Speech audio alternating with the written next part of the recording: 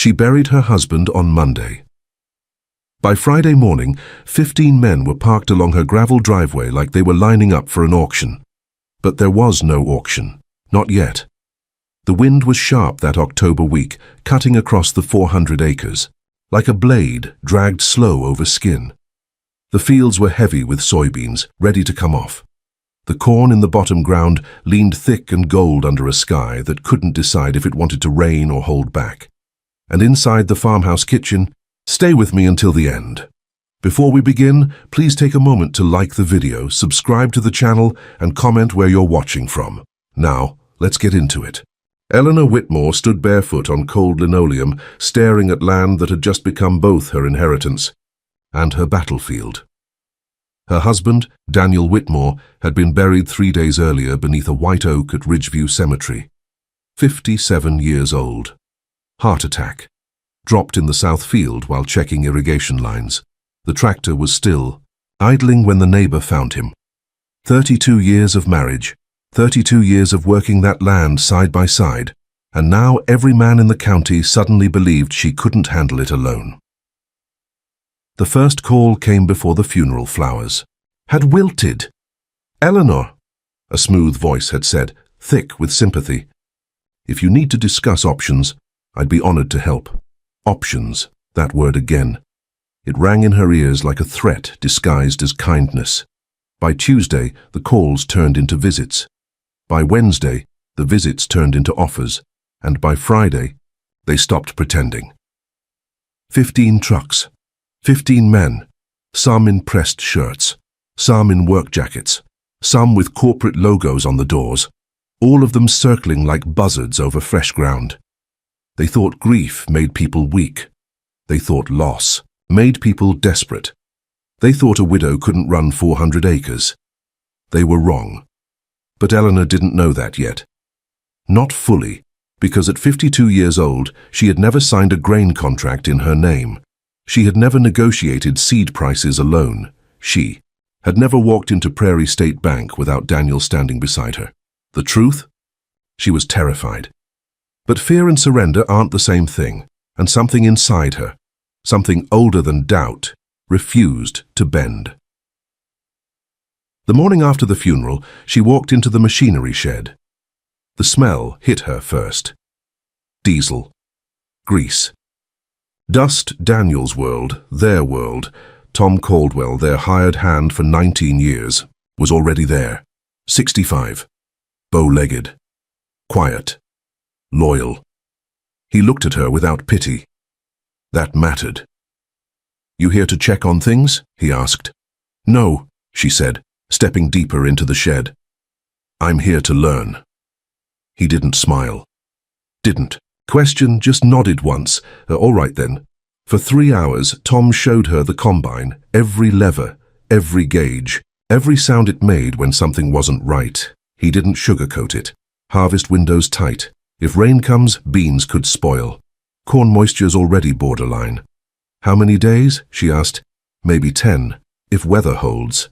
10 days, 400 acres, and a county full of men betting against he. The first truck rolled into the driveway just after lunch. Black Ford, polished chrome. Out stepped Warren Briggs, owned the cattle operation west of her property. Been trying to buy Whitmore land for 12 years. He removed his hat slow, like he was stepping into a church. "Eleanor, I'm really sorry about Daniel." "Thank you." He looked past her, out at the fields. Hard to manage this much ground. "Alone. I won't be alone." He tilted his head. "Tom's a good man. But hired help isn't ownership." There it was. Ownership, control, power. "I'm prepared to make a cash offer," Warren continued. "Above market, clean transaction. You could stay in the house as long as you want." She stared at him. The audacity. 3 days after burying her. "Husband. Warren," she said evenly. "I am not selling." He gave a soft chuckle. "Grief makes people hold on to things. But you'll see reason." I said no. His eyes hardened just a fraction. Offers don't stay on the table forever. Neither does patience. He left. But he wasn't the last, not even close. By Thursday afternoon, 5 men had come, 2 neighboring farmers, 1 real estate broker, representative from a corporate agricultural group expanding regional assets. They all used different words: security, stability, smart move, protection. But what they meant was simple. You can't do this, and they assumed repetition would wear her down. They underestimated something critical. Daniel had taught her everything. She just hadn't realized she'd been learning. At night, while he ran numbers at the kitchen table, she watched. When he explained crop rotation strategies, she listened. When he cursed at machinery, she absorbed the rhythm of it. She wasn't inexperienced, she was untested. And there's a difference. Friday. Morning came cold and clear. She was up at 4:30, coffee black. No sugar. Daniel used to say sweet coffee was for people who didn't have hard work ahead. She walked into the shed wearing his old canvas jacket. It still held the shape of his shoulders. Tom was waiting. "You sure?" he asked. "No," she replied honestly, "but we're starting." She climbed into the combine. The seat felt too large, the cab too quiet. Her hands trembled when she turned the key. The engine roared alive, and with that sound, something shifted inside her. The first pass was rough, too fast. Header misaligned. Tom signaled adjustments from the edge of the field, she corrected. Second pass smoother. Third pass steady. By noon, she'd cut 25 acres. Sweat soaked her shirt. Her palms blistered, but she didn't stop. At the field's edge, 3 trucks were parked. Watching, she recognized Warren and 2 others who'd already made offers. They stood there like spectators at a game they expected her to lose. She cut another 10 acres. They didn't leave. Not until she shut down for lunch. As she climbed down, Warren approached again. Persistent, predatory. "You don't have to prove anything," he said. "I'm not proving," she replied. "I'm harvesting." He glanced at the sky, storm clouds building west. "You won't finish in time." "I don't need to finish today." "You'll fail." She stepped closer. "So?" That caught him off guard. "Failing once doesn't mean selling," she continued. "It means learning." For the first time, Warren looked uncertain. Predators don't like prey that doesn't panic. He walked back to his truck. But he would be back. They all would, because land like this doesn't come up often. And men like them don't give up easily. By evening, word had spread through town. The Whitmore widow was running her own harvest. Some laughed, some admired, some waited. The phone rang non-stop. She unplugged it. That night, she sat at the kitchen table with Daniel's ledger. The numbers stared back at her. Loan due in March, equipment maintenance costs rising, seed contracts pending, margins tight, very tight. She could sell. Take Warren's offer. Live comfortably in town. Never. Fight another combine again. It would be easy, reasonable, understandable. But something about that felt like erasing. Daniel, erasing 32 years. Erasing herself. The land didn't just represent acreage. It represented identity, and identity isn't negotiable. Saturday, the real test began. The combine coughed midday. Engine sputtered, then died. Field half cut. Clouds, darkening. Tom checked the fuel system. Pumps gone. How long? If we order, 3 days. 3 days meant rain. Rain meant spoilage. Spoilage meant financial disaster, and disaster meant the men would return. Smiling, with lower offers. Calculated. Timing. Was it coincidence the machine failed now, or pressure mounting at just the right moment? She didn't know. But she refused to collapse. "Is there a used one?" she asked. "Maybe in town. Then we're going." At the equipment yard, she saw them again. Warren, the corporate rep, too. Others, watching her, talking low. She met their eyes. Didn't look away, bought a salvaged pump, paid double, installed it before sunset. By dusk, the combine roared back to life, and when rain finally came that night, She had finished the entire North Field. 80 acres secured, the first real victory. But it was only the beginning, because by Monday, more trucks would come, more offers, more pressure. 15 in total before the week was over, and they would escalate. They would try different tactics, legal angles, bank pressure, rumors. Because when polite persuasion fails, ambition turns aggressive, and Eleanor Whitmore was about to discover that harvesting crops was easier than harvesting respect.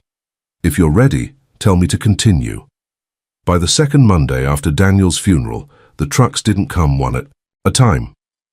They came together, 5 parked along the road, 3 in the driveway, 2 idling near the machinery shed like they had business there. Eleanor stood at the kitchen window again, same spot she'd stood the morning after he died. Only now the fear felt different, sharper, focused. This wasn't sympathy anymore. This was strategy. She stepped outside before they could knock. Better to meet wolves in the open than let them into the house. Warren Briggs was there, of course. Always first in line when there was something to take. Beside him stood Carl Denton from Prairie State Bank, and a man she didn't recognize. Tailored coat, city shoes, clean hands, corporate. Warren gave her that rehearsed half-smile. "Morning, Eleanor." "What do you want?" she asked. "No pleasantries now." Carl cleared his throat. "We thought it might be productive to have a discussion. Collectively." "Collectively," the word echoed. The stranger stepped forward. "Eleanor Whitmore? I'm James Holloway, Midwest Ag Holdings. We specialize in preserving legacy farmland." "Preserving?" She almost laughed. "You preserve it by owning it?" she asked. He smiled like she'd misunderstood something simple. "We provide stability, capital, protection against volatility." "I didn't ask for protection." Carl shifted uncomfortably. "Eleanor," he began, lowering his voice, "your operating note is due in March. Daniel handled renewals personally. With current market fluctuations and equipment risk, the board has concerns." There it was. Not sympathy, leverage. "You're saying my loan's in danger?" "I'm saying," Carl replied carefully, "renewal will require demonstrated capacity." "Demonstrated how?" "Experience, liquidity, collateral adjustments." Warren stepped in smoothly. "Or," he said, "you sell part of the acreage, reduce risk, keep the house, keep some ground, walk away comfortable." The coordination was obvious now. Bank pressure, corporate offer, local buyer waiting. They weren't circling randomly. They were closing ranks. Eleanor looked at each of them in turn. "You all plan this together?" James gave a diplomatic shrug. "Share community interests?" No, they shared opportunity, and opportunity looked like a widow running machinery alone. "I made the harvest," she said quietly. "Delivered on contract." "For this year," Carl replied. "One season doesn't establish sustainability." Translation: "You got lucky." Warren leaned closer. "You don't want to fight this battle alone." Eleanor stepped back, creating space. "I already am." They expected her to argue, to break, to panic. Instead, she said something they hadn't prepared for.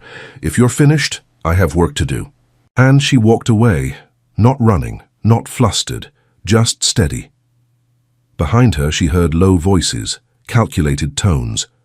They weren't done, not even close. The pressure shifted after that, subtle at first, then sharper. The fertilizer delivery scheduled for Wednesday didn't arrive. When she called the supplier, the manager hesitated. "Inventory constraints," he claimed. Strange. Inventory had never been a problem before. Tom confirmed what she suspected. Heard Warren bought up a large share of early stock. So he's cornering supply. Looks that way. Corporate strategy disguised as coincidence, fine. She drove 2 counties over and paid more. Fuel prices rose unexpectedly at the local station. Rumors started in town. She's overextended. Heard she missed a payment. Combine nearly tipped last week. Small town whispers travel faster than wind. At church Sunday, conversation stopped when she walked past. Pity mixed with doubt. Isolation is a powerful weapon. Make someone feel alone long enough, and they'll surrender just to belong again. But Eleanor had something most of them didn't know about. Daniel had once told her during a drought year, when crops failed and neighbors folded. They won't beat you with weather, they'll beat you with pressure. She understood that now. This wasn't about soybeans, it was about breaking resolve. 2 weeks later, the escalation came. Tom found the irrigation gate open on the south field, wide open, water running uncontrolled overnight, flooding sections of recently planted rows. Wind? He asked. No, Eleanor said. The latch was bent, deliberate. Someone had walked onto her land, not theft, not vandalism for fun. A message, you're vulnerable. She stood in that field, mud soaking through her boots. Heart pounding not from fear, but from clarity. They were testing boundaries, seeing how far they could push before she folded. Tom's jaw tightened. You want me to talk to Warren? No. You think it was him? I think, she said carefully. Someone believes. Intimidation works. And they're wrong. She installed new locks that afternoon, bought trail cameras, documented everything. She wasn't just farming anymore, she was defending territory. The next strike came from a different direction. Prairie. State Bank requested a formal review. She sat across from Carl again, this time in a glass conference room. 2 additional board members present. Paperwork, thick, tone colder. Based on projected input costs, one board member began, your liquidity ratio is thin. I delivered full yield, she replied, for 1 season. There's that phrase again. Carl avoided her eyes.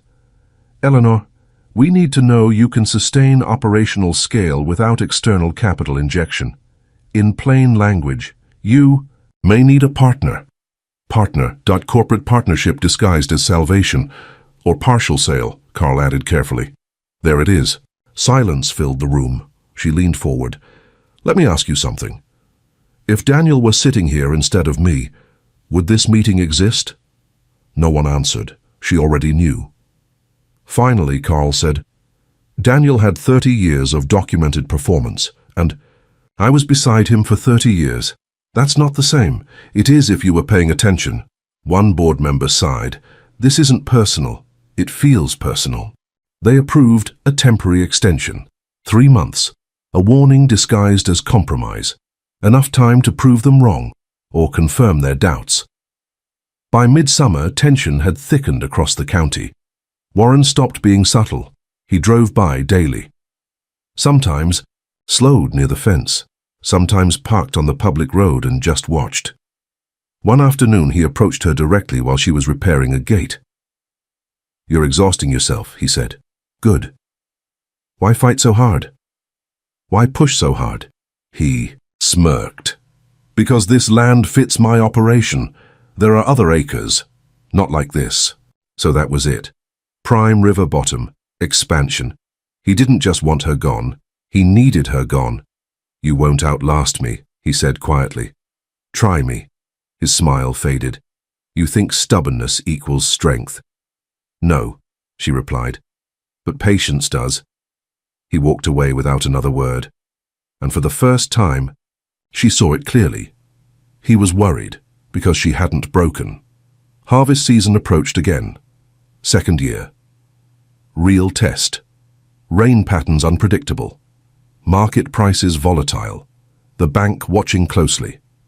Corporate eyes waiting. She worked 12-hour days. Maintenance. Done early. Contracts negotiated aggressively. She even secured a secondary grain buyer in a neighboring county. Leverage against local manipulation. Warren didn't see that coming. When fertilizer shipments arrived on time this year, she noticed something else. The supply chain interference had stopped. Pressure tactics had shifted. Why? Because intimidation hadn't worked. Now they were waiting for natural failure. Weather. Markets. Luck. But Eleanor had learned something critical. Luck favors preparation.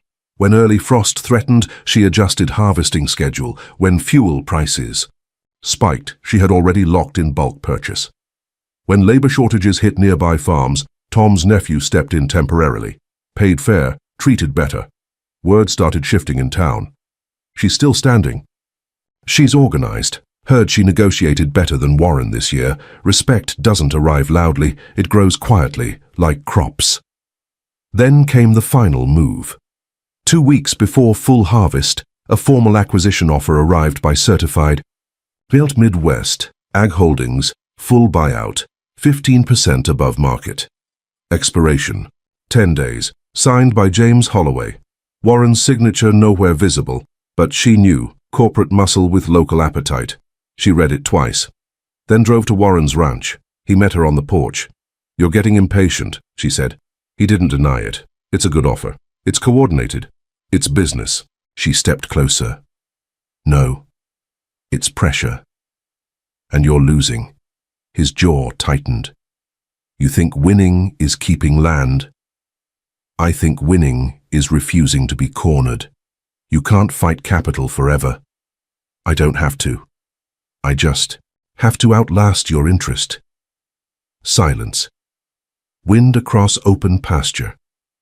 Finally, he said, "Why won't you sell?" She answered without hesitation. "Because you expect me to." And that was the truth. It wasn't just about acreage, it was about assumption. They assumed grief equals weakness. That woman equals incapable. That pressure equals surrender. And every day she stood there was proof those assumptions were flawed. Warren exhaled slowly.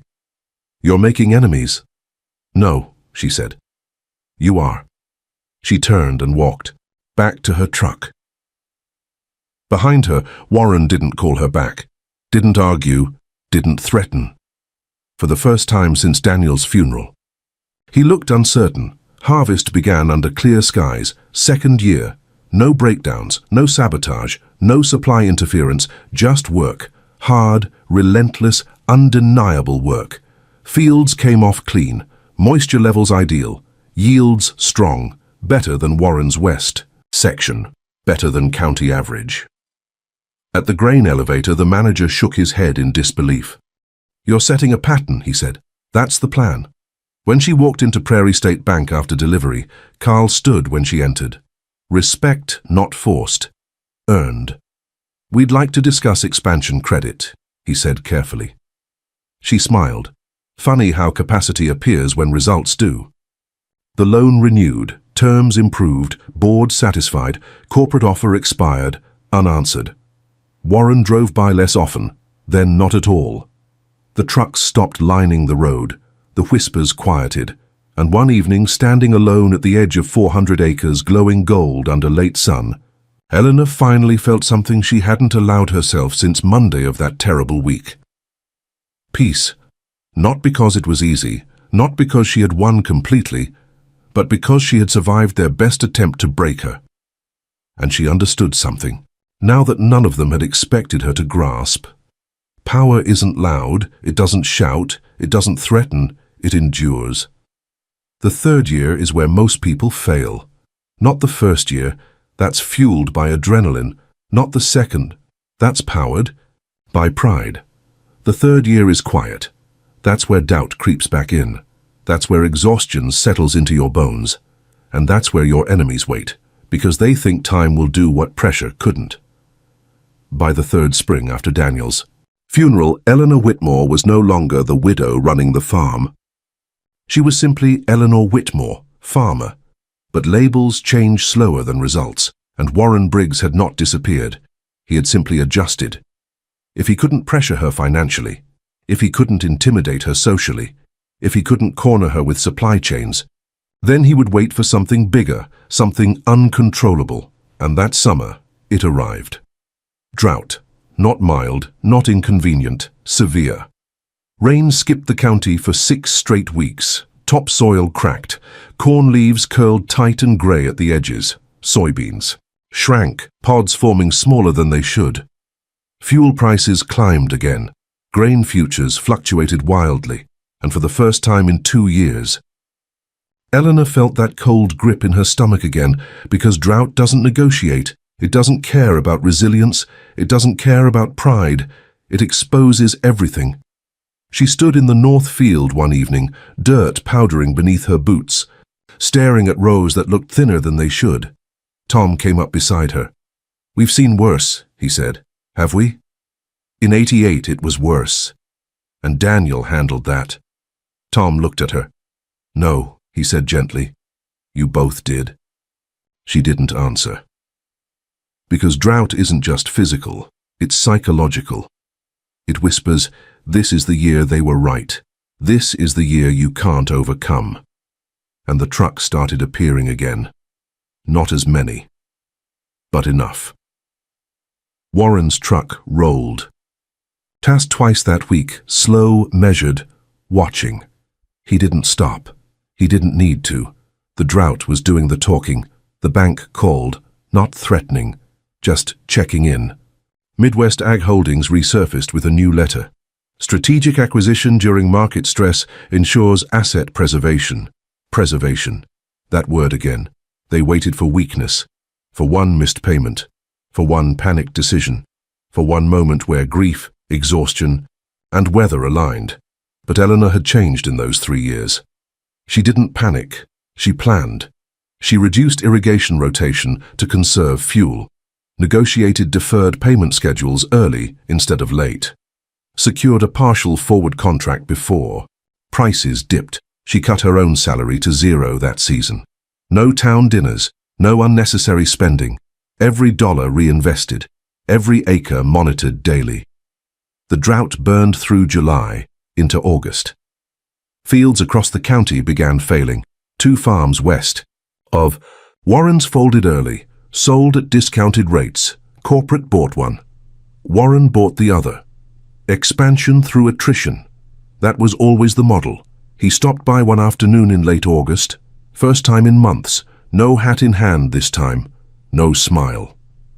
"You don't have to sink with the rest," he said plainly. "I'm not sinking. You're close. You'd like that." He looked at her fields. "They're thin. So are yours."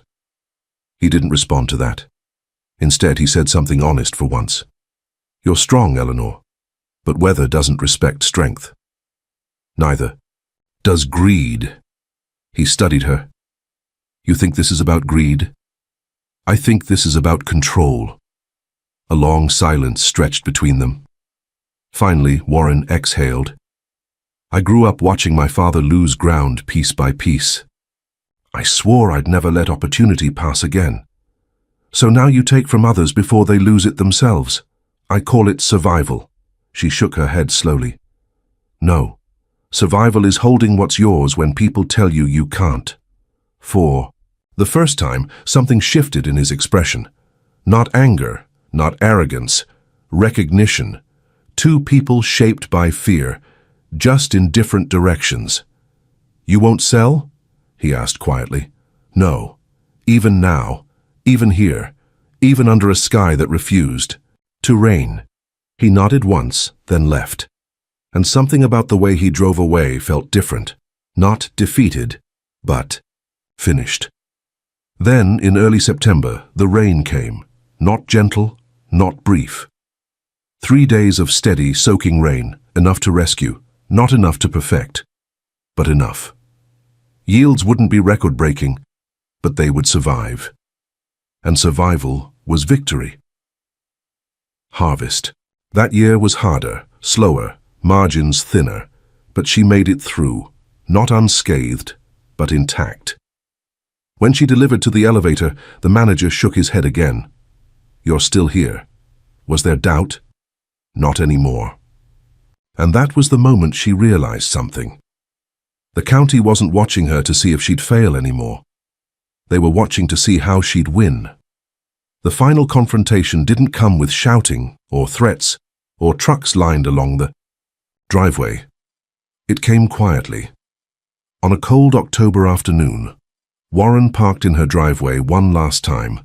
No corporate rep, no bank officer, just him. He walked up the porch steps slowly. Eleanor met him at the door. He held out an envelope. "What's this?" she asked. Withdrawal. She didn't take it. From what? Any interest, any offers, any future attempts. She searched his face. "Why?" He gave a half smile. Because I was wrong. Silence. I thought you were stubborn, he continued. Turns out you were steady. She didn't gloat, didn't smile, just nodded once. He looked out at the fields. You did something most people don't. What's that? You endured. He tipped his head slightly, then left. No drama, no spectacle, just acknowledgement. And sometimes that's stronger than apology. Years passed. Not easy years, not perfect years, but steady. She modernized equipment, brought in soil mapping technology, diversified crops, hired 2 full-time workers, expanded into specialty grains that Warren hadn't anticipated. By year 7, she wasn't just surviving, she was outperforming. The narrative had completely shifted. New farmers sought her advice. Bank officers requested her projections as examples. Corporate never wrote again, and every October when harvest began, trucks drove past not to circle, but to wave. The same roads, different meaning. 23 years after Daniel's funeral, Eleanor Whitmore finally sold, not under pressure, not under drought, not under threat. She sold on her terms. To a young couple who had worked beside her for 4 seasons. People who respected the land, people who understood endurance. She stood in the north field one last time as combines rolled through golden rows. The windmill turned slow against a pale sky, the same sky that watched her bury her husband, the same sky that watched 15 men line her driveway, the same sky that watched her refuse. She closed her eyes and let memory settle, the fear, the anger, the exhaustion, the defiance, the quiet victories, and she understood something fully now. They hadn't come for her land because she was weak. They came because it was valuable, and they assumed she wasn't. That was their mistake. Strength isn't loud. It doesn't need applause. It doesn't arrive overnight. It's built in silence, under pressure, over time, and the people who endure long enough rewrite the story others tried to write for them. So here's the question. If 15 trucks lined your driveway, if the bank doubted you, if drought tested you, if everyone waited for you to fail, would you sell or would you endure? Because sometimes the greatest victory isn't expansion, it isn't dominance, it isn't profit, it's simply standing your ground long enough for the world to realize it misjudged you, and Eleanor Whitmore did exactly that. She buried her husband on a Monday. By Friday, 15 men showed up to buy his 400-acre farm. None of them got it, and that wasn't stubbornness. It was survival. It was identity. It was quiet, unshakable strength, and that kind of strength, it doesn't go up for sale.